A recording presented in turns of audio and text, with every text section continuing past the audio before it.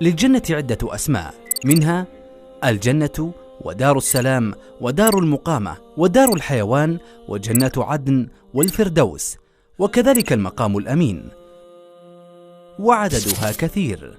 للجنة درجات 100، ما بين كل درجة والأخرى كما بين السماء والأرض، وأعلاها منزلة هي الوسيلة، وهي منزلة نبينا محمد صلى الله عليه وسلم.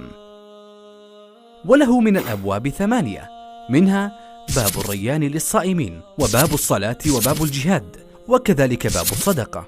وتبلغ المسافة بين دفتي كل باب كما بين هج ومكة.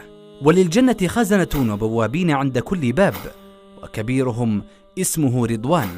ومفتاح الجنة شهادة أن لا إله إلا الله. وأول من يقرع باب الجنة هو نبينا محمد صلى الله عليه وسلم.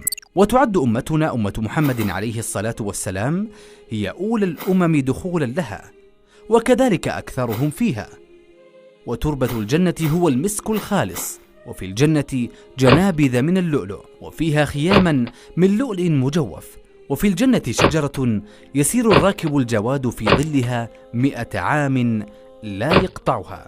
وفي الجنة عيون وأنهار من ماء ولبن وعسل، وكذلك خمر. وأول ما يأكل أهل الجنة لحظة دخولهم الجنة هو زيادة كبد الحوت، ويأكلون ويشربون من الفواكه ولحم الطير مما يشتهون.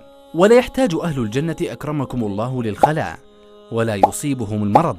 ولكل امرئ في الجنة زوجة، وأهل الجنة يتزاورون فيها، ولهم سوق يأتونه كل جمعة. وأعظم نعيم أهل الجنة هو رؤية ربهم كما يرون القمر، لا يتزاحمون في رؤيته.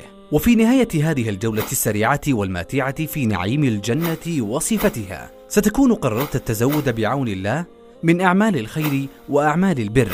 فقط نوصيك بأمرين: بإخلاص النية ومتابعة سنة الرسول عليه الصلاة والسلام، ولا تنسانا من دعائك.